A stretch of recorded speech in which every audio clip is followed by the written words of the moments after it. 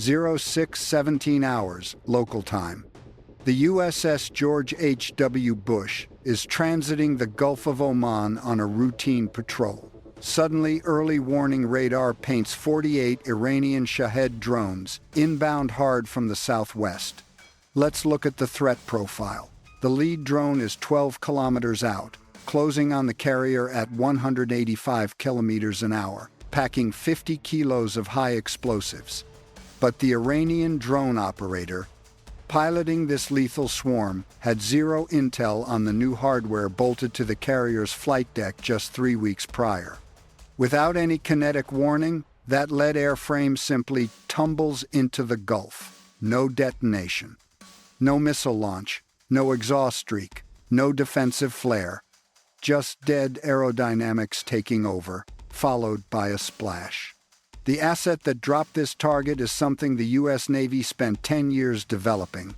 In this U.S. military analysis wargame scenario set in spring 2026, we are witnessing this system scoring its first ever combat kill. And 47 more hostile drones are still burning hard inbound, right between the catapult shuttles and the heavy deck chains sits a standard shipping container. The flight crew has been walking past it for 3 solid weeks, completely ignoring it. No tactical markings, no hazard signage, no visible military purpose. 3 weeks of it just sitting there conditioned the entire deck crew to treat it like background noise. Suddenly, the roof section slides back on smooth hydraulic rails. A precision beam director elevates from inside on a gyro-stabilized mount. Targeting optics immediately sweep the southwestern horizon. The sensors acquire and paint a bogey 8 kilometers out. That is roughly the distance from downtown Manhattan to LaGuardia. The directed energy engages, completely invisible. Zero muzzle flash, no lingering smoke, not a single tracer. For 2 agonizing seconds, an observing petty officer sees absolutely nothing. Over on the USS Mason's tactical display in the combat center, that windowless bunker where sailors fight the ship through screens, 2 miles away. The radar track remains active, still flying, still pushing inward. 3 seconds. 4 seconds. Then, the hostile blip vanishes from Mason's radar completely. Out at visual range limits, a scorched black dot falls out of the sky, splashing hard into the waters of the Gulf. The laser director pivots 10 degrees and acquires another target. It holds continuous dwell time on a second drone at 9 kilometers. 12 seconds pass. That track drops off the Aegis display, and a second splash hits 2 kilometers from the initial kill. The deck petty officer is frozen, staring from the exact same spot. Whatever classified hardware is inside that steel box just verified 2 kills. You and I are looking at the low-cost laser weapon system, engineered by AeroVironment. The Navy conducted initial sea trials aboard the Bush back in October 2025. But this morning marks the first time this directed energy actually engaged a target. A target that was actively trying to breach the hull of an American warship. This module is not integrated deep into the ship. It is quite literally bolted down. Engineering simply ran a heavy power line from a standard distribution panel directly into the side of the unit. Then deckhands lashed the whole rig down using the exact same chains holding an FA-18 down during a hurricane. That entire military integration took less time than a basic home kitchen remodel. Let's talk specs. The beam pushes 20 to 35 kilowatts. Your home microwave pulls 1 kilowatt. So, picture 30 microwaves focusing their combined energy onto a single target the size of a quarter. By modern laser weapon standards, that sounds pretty low. But against a fiberglass drone airframe, it is absolutely devastating. I've analyzed LOCUST, one job stop, the small, slow threats. Those cheap drones Iran keeps launching in massive waves since the Houthi conflict kicked off. bleeding our Navy's interceptor stockpiles dry. Almost every naval weapon costs way more than the target it's pointed at. Locust flips that math. What just hit the water? The Shahed 136, Iran's mass-produced suicide drone. Fiberglass body, propeller-driven, packing 50 kilograms of high explosives. Range is roughly 2,500 kilometers.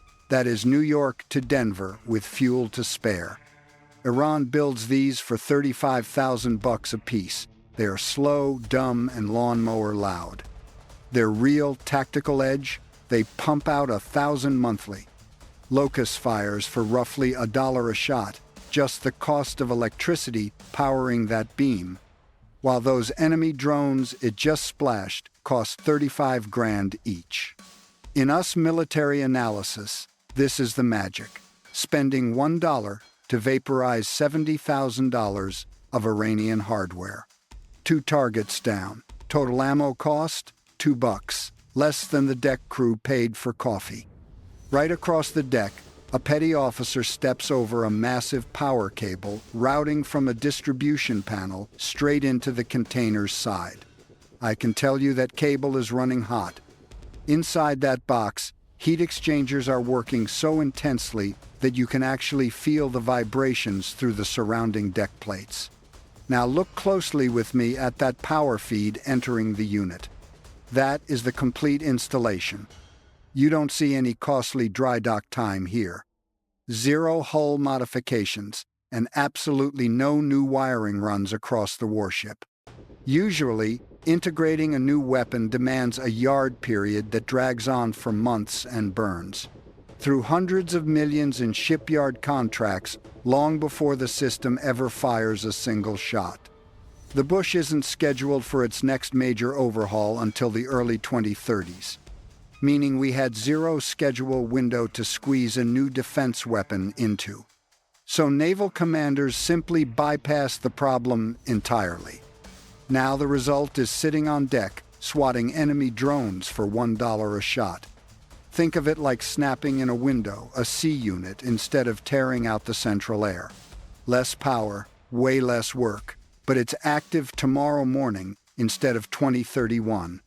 Because this drone threat is evolving much faster than our standard Navy procurement timeline can possibly keep up with. The laser director slides into position, locks, and holds. We watch a third blip vanish off Mason's radar, then a fourth, then a fifth. That leaves 42 drones inbound, yet the strike group's missile cells remain completely untouched. The Mason carries 96 loaded vertical launch cells. For this deployment, the Ross and Donald Cook each bring 90 more to the fight. Total cells in formation, 276. Total drones swarming us, 48. Tactically, this should be an absolute rout. Almost 6 interceptors per target with ammo to spare, which raises a very obvious question. Why does this strike group even need a laser weapon? The answer sits 600 miles east, inside an IRGC command center in Bandar Abbas. An Iranian colonel is tracking this exact same engagement on his tactical display. He watches his swarm count drop every 12 seconds, and he's taking notes. Let's be clear, this morning isn't the real attack. It's the math problem generating their next strike. That colonel designed today's entire operation around one single number. In any U.S. military analysis, you look closely at the interceptors stopping these drones. A single Shahed 136 runs Iran roughly the cost of a beat-up truck. The Navy interceptor required to blast it out of the sky, $1.5 million. Every launch burns a massive hole right through our tactical cost exchange ledger. We win every single firefight, yet we bleed cash faster than Iran ever could. That is the vicious slot machine our fleet has played since the Houthi conflict began. Win every spin, leave the casino dead broke. Picture winning every single hand at the family poker table while your greedy nephew quietly drains your wallet dry underneath the table. The enemy colonel does not need to strike the carrier deck this morning. He just needs the strike group to burn interceptors until the magazines run dry and the carrier retreats to port. The real attack hits 3 days from now, when his second wave is fully armed and fueled. Those drones are not weapons. They are bait. The actual trap is the ammunition counter sitting on the Mason combat display. But aboard the Mason, that launch counter has barely flinched. 6 drones destroyed, cells still fully loaded at 96. The colonel has absolutely no clue yet. He is operating off a timeline where the Mason just fired 12 interceptors by this point. In that tactical scenario, he knows exactly what happens next. Stick with me here. His plan works perfectly because the Mark 41 vertical launch system has a fatal flaw. You literally cannot reload the thing at sea. Our Navy has chased this capability for over 20 years, and as of this morning, it still does not exist. You cannot drop a missile canister into a destroyer cell from a swaying supply ship. Not in any rough sea state, not from any vessel our fleet has ever built. Not under a single weather condition found on this planet. We have tested wild concepts for 2 decades. Nothing has ever actually worked in the field. And no solution is coming this year. Not next year, and definitely not the year after. So, when the Mason empties her cells, she is left with one tactical choice: abandon the fight entirely. She must sail to rare, certified piers to handle Mark 41 ordnance, places like Norfolk, Yokosuka, Rota, or San Diego. Tie her up securely alongside a massive handling crane, spending days reloading vertically while relief crews catch some sleep in onshore barracks. There is zero middle ground. There is no underway supply ship today, nor will there be tomorrow, that can physically drop a missile into a destroyer cell mid-ocean.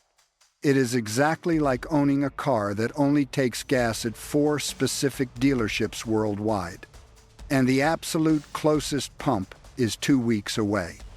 If the Mason burns through her entire magazine right now, the strike group loses its top missile defense commander for a minimum of 2 weeks.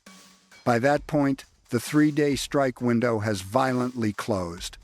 His second wave either crushed the target or never even had to launch at all. The battle ends way before those cells ever reach the theater again. Let's review the board. That trap failed because he never accounted for Locust. The container launches an 8th silent splash, then a 9th. Thermal signatures show the deck getting hot, thick coolant lines visibly pulsing against the steel plating. The petty officer who hit the button? Already gone to other duties. The beam director keeps hunting. Meanwhile, the Mason's missile launch counter still hasn't moved a tick. Over in Bandar Abbas, the Iranian colonel's radar screen refreshes again. Drone count: 38, 37, 36. The Americans are shredding his drone swarm, but the colonel can't figure out how. His radar feed shows 0 interceptor launches from the American strike group over the past 6 minutes. No anti-air signatures at all. 0 chaff or flare patterns erupting from those offshore destroyers. His drones are simply dropping dead mid-flight at the same pace. The exact rate they would if the Mason was firing interceptors at maximum capacity. But here is the critical intelligence he lacks. The Mason hasn't fired a single vertical cell. U.S. forces are wiping out his swarm using just a shipping container and a heavy power cable. He has no tactical model for what he's watching on his radar display. Think of it as the combat equivalent of opening your bank app to massive unauthorized charges. Something devastating is clearly happening. He just has absolutely no clue what. Let's look closer. 19 minutes into this fight, 16 drones down, and the deck plating burns right through your boots. The thermal heat exchangers. Along the container's flank, They vent hot exhaust steadily into the humid Gulf air. Solid frost is forming on the metal right around those cooling intakes. It rips moisture from the air so violently that it flash freezes to the housing, burning bare skin. A flight deck sailor strolls past, checks the diagnostic panel, and just keeps walking like it's routine. Applying standard U.S. military analysis here, look at the coolant lines and the frost forming. We know all that raw energy has to originate somewhere. The tactical answer is buried 6 levels below the flight deck. 2 A4W nuclear reactors power the Bush. These massive reactors drive her 4 propeller shafts at well over 30 knots. They run her steam catapults, power the radar grids, lift the aircraft elevators, and pump the air conditioning. They crank out hundreds of megawatts of pure electrical power. Power the captain can instantly reroute to wherever the ship requires. A 35-kilowatt laser firing constantly, factoring in thermal cooling and beam control, pulls roughly 100 kilowatts. The carrier's nuclear reactor barely blinks. Every other warship that has ever live tested a laser at sea relied on conventional gas turbines. The Ponce, the Preble, and the Portland. And every single one of them hit the exact same wall. Their power plants just choke out mid-fight, like a phone dying on a call. But the Bush runs on nuclear power, and a reactor does not quit. As long as the fuel rods are hot, Locust keeps firing. Months, years, completely indefinitely, provided the ship's other power demands stay within budget. The nuclear reactor becomes the ammo magazine, and this magazine running dry is about as likely as your crazy uncle running out of political opinions at Thanksgiving dinner. It just doesn't happen. That endless power supply is exactly why the Locust combat test went to a carrier instead of a standard destroyer. Drone 17 vanishes from the Mason's scope. Drone 18 splashes down exactly 10 seconds later. The optical director grabs a target lock, burns it for 2 seconds, slides off the melting wing, and immediately targets the next threat. A terrifying rhythm emerges across just 3 or 4 engagements. 2 or 3 seconds of beam contact, a smooth optical slide, and then another splashdown. Like a metronome, keeping steady time on the colonel's ruined morning. Take a look, right here, at the rhythm of those splashes. In U.S. military analysis, we call that dwell time. It's how a laser kills. A standard missile destroys its target by getting close and detonating a proximity warhead. The resulting blast and flying shrapnel handle the rest. But a laser kills by parking a tightly focused column of light on one point, a wing root or control surface anywhere the airframe is structurally thin and load-bearing. The beam simply holds there until intense heat causes a total structural failure. At current Locust power levels, that takes 2 to 4 seconds against the Shahed 136's fiberglass hull. The fiberglass rapidly discolors, warps, and fails. The wing root completely gives way, killing all lift. A missile is a punch. One hit and you are done. A laser is a blowtorch, roasting one rivet until failure. Totally different physics, totally different timing, and one massive consequence. A laser system can only burn one inbound drone simultaneously. The faster the targeting system can pivot between incoming threats, the more bogeys it kills before they reach the carrier's close-in defenses. The Locust beam director is incredibly fast. Right now, it's the only shield keeping the colonel from his fight. Then, a heavy weather front rolls in from the southeast. The seas get rough, and harsh salt spray climbs off the swells. The distant horizon completely blurs out in the thickening humidity. Visibility off the Bush's bridge plummets from 12 nautical miles down to 9, then 8. The next Locust weapon engagement starts at that standard rhythm. Target lock, dwell, 2 seconds, 3 seconds. The drone keeps flying. At 5 seconds, the wing surface severely scorches but holds. Finally, at 6 seconds, the burning airframe tumbles. The next engagement hits the exact same problem at 5 seconds, and the hostile drone after that survives 7 full seconds before its wing snaps. That steady kill rhythm is broken. Let's analyze why these engagements doubled in time. You are looking at a directed energy weapon's greatest weakness. Remember, this laser is just a tightly focused light column. Anything caught between the director and the target scatters those photons and drastically absorbs the beam's energy. That means water vapor, sea salt, dust, thick fog, and airborne hydrocarbons from that burning oil rig. The weapon's beam hits the incoming target with significantly less power. Your effective range drops instantly, and dwell time must stretch out to compensate. Think of it like trying to read a street sign through a car windshield completely coated in morning fog. The sign remains there, your headlights work fine, but half that light never penetrates the foggy glass. A locust kill taking 3 seconds in clean air might drag to 6 in heavy marine humidity. And if you hit dense fog, the entire system fails. As local humidity rises, hit rates drop. 2 more hostile drones leak past while the locust unit struggles through its targeting queue. But it doesn't matter. The carrier's Sea Whiz shreds those drones in seconds. 25 drones down, 23 still inbound. The Mason's launch counter remains totally frozen. This entire swarm was just bait, and the real trap has been waiting for this.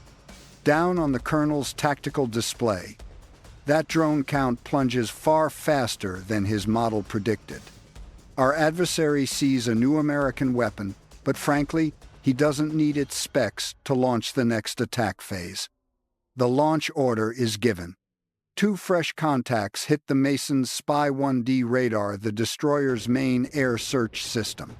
It's a phased array panel on the superstructure, built to track hundreds of threats simultaneously. These bogies are accelerating off coastal launchers. They climb sharply to clear a coastal ridge, then drop to skim the waves at 15 feet. Speed is Mach 0.4. Impact in 4 minutes, 12 seconds. They are dragging a lethal knife edge across the Gulf, aimed right at the strike group. So, here is the critical tactical question. Can Locust kill a cruise missile? The system engages first. The beam director rotates, locks onto the lead threat, holding the dwell for 2, then 3 seconds. But this incoming contact is just tearing across the engagement geometry. It's pulling 3 times the angular speed of a Shahed 136. The dwell snaps. The tracking slides off, reacquires, dwells for a heartbeat, and breaks. Its wing surface scorches, but the airframe holds. The threat keeps pushing in. Stick with me here. We need to see why that laser lost lock. We're looking at a Shahed 238, and it easily outruns Locust's design limits. It shares an airframe family with the standard Iranian one-way attack drone. But their engineers ripped out the 4-cylinder piston engine for a micro-turbojet. It's exactly like ripping the lawnmower motor out of a go-kart and slamming in a motorcycle engine. Same airframe, triple the velocity. In U.S. military analysis, that completely changes the laser's problem. Cruising speed hits 500 kilometers per hour, triple the Shahed 136. Certain variants pack an electro-optical and infrared seeker right in the nose cone. Hardware specifically designed to lock onto a carrier hull, just like the Bush. Think of it like this: a camera in the nose scans for warships, just like how your smartphone recognizes your own face. Once it acquires that target signature, it dives straight in for the kill. The target math gets brutal at these speeds. The Locust system melts through fiberglass in 2 to 4 seconds. But that requires the beam staying parked on the exact same square inch of airframe for the entire dwell. With faster targets, The beam director must pivot violently to match the threat's angular motion as it streaks across the sky. Push past a certain velocity, and the tracker simply cannot hold the laser tight enough on one spot. The energy keeps slipping right off the critical failure point it needs to break. It's the stark difference between burning a stationary leaf with a magnifying glass versus a leaf taped to a spinning fan blade. Same optic, completely different physics problem. Locust can't stop Shahed 238s. The Mason's tactical action officer, the sole authority on that ship deciding what dies and when, calls for a hard kinetic engagement. An interceptor firing solution readies. A vertical launch cell lights up the tactical board, and the Combat Information Center braces for the shot. But something else deploys first. A sealed, classified turret on the Mason's superstructure rapidly slews forward. Internal optics rotate inside that housing, but you won't see a standard gun port open. No muzzle flash, no missile leaving the rails, zero visible kinetic action, just a very faint. Rapid electromagnetic pulsing, tracking the lead Shahed 238 straight into the kill box. The Shahed 238 flight path wobbles. You and I know that no seeker should be locked onto a carrier hull, but it is no longer locked onto anything now. Its autopilot just pushes that final heading straight into empty ocean. The drone overflies our strike group at 15 feet up. It never sees the carrier. It punches into the ocean 3 nautical miles past our formation. Splash. What just blinded that threat is Odin, our own optical dazzling interdictor. It has operated on United States Navy destroyers since 2020. Odin is a low-power laser that will not burn anything down. Instead, it floods the incoming threat's optical seeker with so much raw laser energy. That camera and infrared sensor get saturated or fried outright. That Shahed 238 electro-optical seeker is exactly the sensor Odin was built to neutralize. Several Arleigh Burke destroyers have fielded this gear for years, deployed across our fleet long before those swarms ever showed up. That Iranian colonel just lost his cruise missiles to a defensive system the Navy has run operational for 6 years. You know the feeling like getting high beams flashed on a dark 2-lane road. You are not physically hurt and not off the road. But for 3 long seconds, you cannot see a single thing ahead. Once Odin blinds that seeker, the deadly missile loses lock. Its autopilot blindly flies the exact heading it held upon losing lock, dumping the warhead harmlessly into empty ocean water. Cost to intercept?